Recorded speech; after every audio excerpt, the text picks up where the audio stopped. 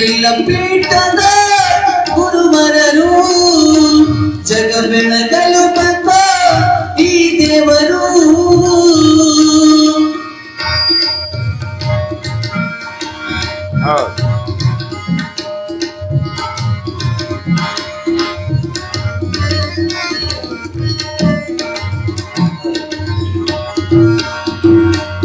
ಸದ್ಭಾವನೆ ಗುಣ ಸಂಪನ್ನರು ಗುರು, ಸದ್ಭಾವನೆಯ ಸಂಪನ್ನರು ಗುರು, ಧರ್ಮ ಬೆಳಗಲು ಬಂದ ಈ ದೇವರು.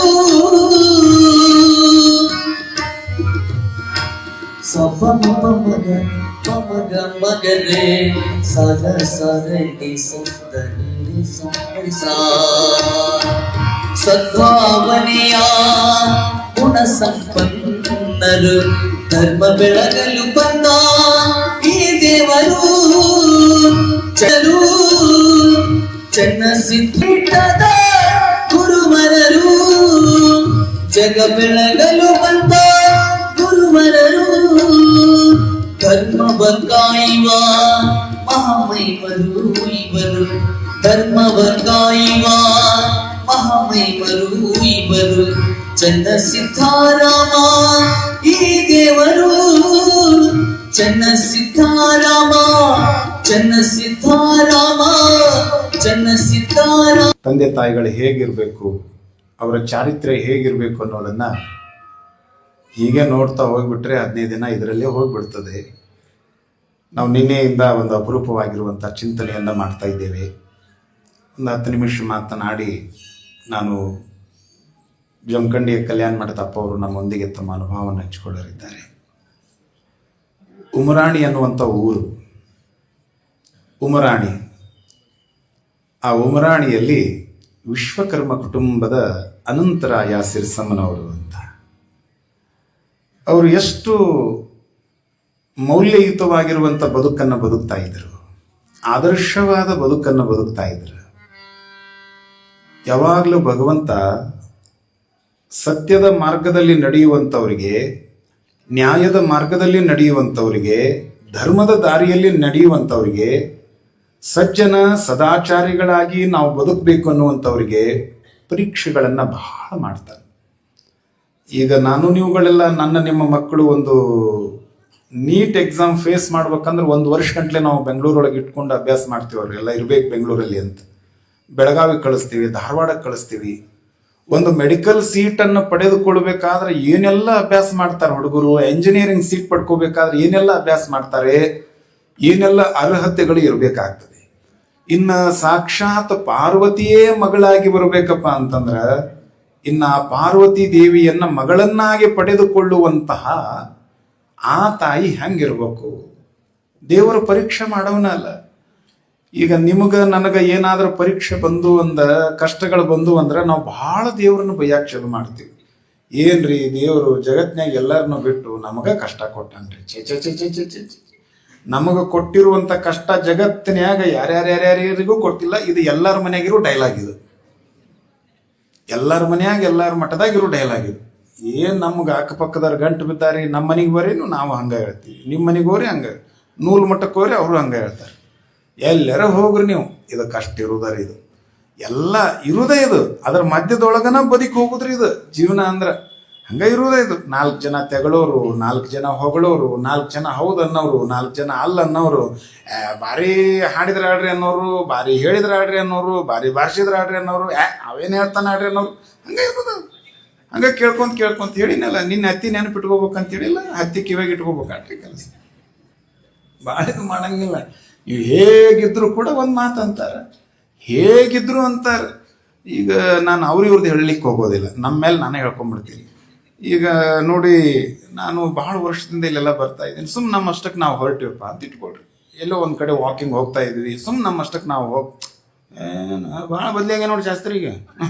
ಮೊದಲಿಗೆ ಬಂದಂಗಿಲ್ಲ ನೋಡಿ, ಈಗ ನೋಡು ಮತ್ತು ವಯಸ್ಸಾದಂಗೆ ಬದಲಿ ಆಗಬೇಕಲ್ರಿ. ಮೊದಲಿಗೆ ಇದ್ದಂಗೆ ಹೆಂಗೆ ಇರ್ತಾವೆ ಎಲ್ಲ ಗುಂಡಾಗಿದ್ದೆಲ್ಲ ಸುವರ್ ಹೊಕ್ಕ ಮೆತ್ತಗೆ ಹಾಕವೆ ಎಲ್ಲ ಆಗೋದಲ್ರಿ, ಆಗೋದು. ಮೊದಲಿಗೆ ಬಂದಾಗ ಎಲ್ಲರಿಗೆ ಮಾತಾಡಿಸ್ತಿದ್ದವು, ಎಷ್ಟು ಗಂಭೀರ ಆಗ್ಬಿಟ್ಟು ನಾವು ಮರಿ ಇನ್ನು ನಮ್ಮಷ್ಟಕ್ಕೆ ನಾವು ಹೊರಟ್ವೆ ಹಿಂಗಾತು. ಇನ್ನು ಮಾತಾಡ್ಸ್ಕೊಂಡು ಅಕ್ಕ ಆರಾಮದಿರಿ, ಅಣ್ಣಾರ ಆರಾಮದಿರಿ, ಹೆಂಗಿರ್ಬೇಕ್ರಿ? ಇನ್ನೂ ಬದಲಿನ ಆಗಿಲ್ಲಿವ, ಮೊದಲು ಹೆಂಗಿದ್ದಂಗೆ ಅದಾನ, ಈಗ ವಯಸ್ಸಾದಂಗೆ ಗಂಭೀರ ಇರ್ಬೇಕು.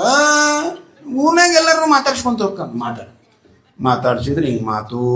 ಇನ್ನು ಸ್ವಲ್ಪ ಹಿಂಗೆ ಹೊಂಟಿವಪ್ಪ, ನಾನು ಗವಾಯಿ ಗಳಿಸು ಹೊಡೆದಾನ ದ್ರಾಕ್ಷಿ ಗೋಡೆ ಕೇರ್ಬೇಕು ದುರ್ಗೋಗ್ಬಿಟ್ಟು ಕೋಣಾದಂಗೆ ಆಗ ನಮಗ ಹೆಂಗಾಗೆ ನೋಡ ಮಗ. ಸೊಲ್ಲಾಪುರದ ವಿಶ್ವ ಬರೀ ಇವಂಗ ಕೊಡ್ತಾನ. ಅಲ್ರಿ ಅಲ್ಲಿ ಒಳಗೆ ಯಾರು ಕುಂತಿರ್ತೀವಿ ಎಲ್ಲರಿಗೂ ಕೊಡ್ತಾನವ. ಅಲ್ಲಿ ಹೊರಗೆ ಕುಂತವ್ರಿಗೂ ಕೊಟ್ಟಿರ್ತಾನ, ನಿಮಗೂ ಕೊಡ್ತಾನೆ. ನಾಳೆ ಬಂದಿದ್ದು ಇನ್ನೂ ಬಂದಿಲ್ಲ, ನೀವು ಇಲ್ಲೇ ಇರಿಯಪ್ಪ, ಹೋಗ್ಬೇಡ್ರಿ. ಭಾರಿ ಸ್ಮಾರ್ಟ್ ಆಗಿ ಬಂದಿರಿ ನೋಡ್ರಿ. ಹಿಂಗೆ ಹೊಂಟ್ವ, ಅದಕ್ಕೂ ಒಂದು ಮಾತು. ಇನ್ನು ಪೂರ್ತಿ ಬಾಗಿದ್ವಿ, ಅಯ್ಯೋ ಈ ವರ್ಷ ಏನೋ ಶರಣಮ್ ಏನೂ ಮಾಡಿಲ್ಲ ಅಂತ ಕಾಣುತ್ತೆ. ಅಕ್ಕಿಗೆ ಶುಗರಾಗಿತ್ತು ಏನು ಮಾಡ್ತಾರೆ ನಾಡಿ. ಅನ್ನಪೂರ್ಣ ಬಂದ ರೊಟ್ಟಿ ಮಾಡ್ತಾಳೆ ಅಷ್ಟೇ ಅಲ್ಲ, ಮತ್ತೆ ಏನು ಮಾಡೋದು? ಅದೇ ಹೆಂಗಾಗೇನೋ ನುಗ್ಸಿದ್ರೆ ಬಿಡುವಂಗಾಗೇನ ಅಂತ. ನೀವು ಹಂಗೆ ಹೊಂಟ್ರು ಒಂದು ಮಾತು, ಹಿಂಗೆ ಹೊಂಟ್ರು ಒಂದು ಮಾತು. ಇಲ್ಲಿ ನೋಡ್ರಿ ಯಾವ ನಮೂನಿ ದಪ್ಪಾಗ್ಯಾನ. ಆದ್ರೆ ಆಗಿರ್ತೀವಿ, ನಮ್ಮ ಮೊಣಕಲ್ ಹೋಗಿ ಬರ್ತಾನೆ, ನಮ್ಮ ಶರೀರ ನಮ್ಮ ಮಾತಪ್ಪ. ಹಂಗಿದ್ರು ಬಿಡಂಗಿಲ್ರಿ. ನೀವು ತೆಳ್ಳಗಿದ್ರು ಬಿಡಂಗಿಲ್ಲ, ಬೆಳ್ಳಗಿದ್ರು ಬಿಡಂಗಿಲ್ಲ, ದಪ್ಪಿದ್ರು ಬಿಡಂಗಿಲ್ಲ, ಇದು ಮಾಡಿದ್ರು ಬಿಡಂಗಿಲ್ಲ. ನೀವು ಅಲ್ಲಿ ಕಾರ್ಯಕ್ರಮ ಮಾಡಿದ್ರು ಬಿಡಂಗಿಲ್ಲ, ಇಲ್ಲೇ ಮಾಡಿದ್ರು ಬಿಡಂಗಿಲ್ಲ, ಯಾವಾಗ ಮಾಡಿದ್ರು ಅನ್ನೋರು ನೋಡ್ರಿ. ಈಗ ಹಿಂದಿನ ಕಾಲದಾಗ ಒಂದು ಮಾತಿತ್ತು ಗೊತ್ತಲ್ಲ ನಿಮಗೆಲ್ಲ ತಾಯಂದ್ರಿಗೆ, ಏನು ಗಡಿಗೆ ಬಾಯಿ ಮುಚ್ಚಬಹುದು ಏನ್ರಿ? ಹೌದು, ಗೊತ್ತಾಯ್ತ ನಿಮಗೆ? ಅಯ್ಯೋ ನೀನು ಮೊದಲೇ ಹೇಳ್ಬಾರ್ದನ್ರಿ. ನಿಮಗೆ ಗೊತ್ತಿಲ್ಲಾರ್ದು ಏನಿಲ್ಲ, ಎಲ್ಲ ಗೊತ್ತೈತಿ. ನೀವು ಬಿಟ್ರೆ ನೀವು ನನಗ ಪುರಾಣ ಹೇಳೋಂಗದಿರಿ ನೀವು. ಅಲ್ರಿ ನಮ್ಮ ಅಪ್ಪ ಮುತ್ತೇನಂತ ಅವ್ರು ಬಂದು ಹೇಳೋಗ್ಯಾರ. ಇಲ್ಲಿ ನಾ ಯಾ ಲೆಕ್ಕ ಮಲೆ ಸ್ವಾಮಿಗಳು ನೋಡಕತ್ತಾರೆ. ಅದಕ್ಕೆ ಜಗತ್ತಿಗೆ ಬಂದಿದ್ದೇವೆ ಅಂದ ಬಳಿಕ 1000 ಪೆಟ್ಟುಗಳನ್ನು ಅನುಭವಿಸಲೇಬೇಕು. ಬೆಟ್ಟದ ಮೇಲೊಂದು ಮನೆಯ ಮಾಡಿ ಮೃಗಗಳಿಗೆ ಅಂಜಿದೊಡೆಯಂತಯ್ಯ, ಸಮುದ್ರದ ದಡದಲ್ಲೊಂದು ಮನೆಯ ಮಾಡಿ ನೆರೆ ತೊರೆಗಳಿಗೆ ಅಂಜಿದೊಡೆಯಂತಯ್ಯ, ಸಂತೆಯೊಳಗೊಂದು ಮನೆಯ ಮಾಡಿ. ನಿನ್ನೆ ಸಂತೆ ಅಲ್ರಿ, ಸಂತಿಗೆ ನಮಗೆ ಮಾಂಜರಾಗಿಂದ ಗಂಟು ಬಿದ್ದುಬಿಟ್ಟೈತಿ ಮಲಣ್ಣ. ಇದು ಮಿರ್ಜಿ ಮಲಣ್ಣ ಅದು ನಿಮ್ಮ ಊರಾಗೂ ಬುಧವಾರ ದಿನ ಇಟ್ಕೊಂಡ್ಬಿಟ್ಟಿದ್ರು. ಅವತ್ತ ಅದು ಬುಧವಾರ ಸಂತ್ರಿ ಆ ಊರಾಗ. ಅದು ಈರಣ್ಣ ಉತ್ಸವ ಅವತ್ತ. ನಿನ್ನೆ ದಾನಮ್ಮ ತಾಯಿ ಜ್ಯೋತಿ ತೊಗೊಂಬಂದ್ರ ಅವ್ರು ನಮ್ಮ ಹುಡುಗರು. ಯಾರ ಅದನಲ್ರಿ, ಬೆಡಿಕೆ ಹುಡುಗ ಅದ ನೋಡ್ರಿ, ಗಿಡ್ಡ ಹುಡುಗ, ಸಿದ್ದರಾಯ ಪೂಜಾರಿ ರಾಹುಲ್. ಅವ ಪಾಪ ಅವ ಕಣ್ಣು ಕೆಂಪು ಮಾಡ್ಕೊಂಡು ಅಲ್ಲಿಂದ ತೊಗೊಂಬಂದ ಅವ. ಅದಕ್ಕೆ ನಿನ್ನೆ ಸಂತೆ ಅನ್ನೋದು ನಮಗರ ಏನು ಗೊತ್ತದ. ಈಗ ನಾವು ಸಂಡೇ ರಜಾ ಇರ್ತಾವೆ ಎಲ್ಲ ಊರಾಗ. ಈ ಊರಾಗ ಸಂತೆ ಚಲೋ ಇರ್ತದೆ. ಮಾರ್ಕೆಟ್ ಬಂದಿದ್ದಾಗ ಈ ಊರಾಗ ಮಾರ್ಕೆಟ್. ಅದಕ್ಕೆ ಸಂತೆಯೊಳಗೊಂದು ಮನೆಯ ಮಾಡಿ ನೆರೆ ಶಬ್ದಕ್ಕೆ ನಾಚಿದೊಡೆಯಂತಯ್ಯ, ಲೋಕದಿ ಹುಟ್ಟಿದ ಬಳಿಕ ಸ್ತುತಿ ನಿಂದೆಗಳು ಬಂದರೆ ಕೋಪವ ತಾಳದೆ ಸಮಾಧಾನಿಯಾಗಿರ್ಬೇಕಂತ ಬರುವುದೇ ಇಲ್ಲ ನೋಡಿ. ಅಲ್ಲಿ ಉಮರಾಣಿಯೊಳಗ ಅವರು ಮದುವೆಯಾಗಿ ತುಂಬ ವರ್ಷ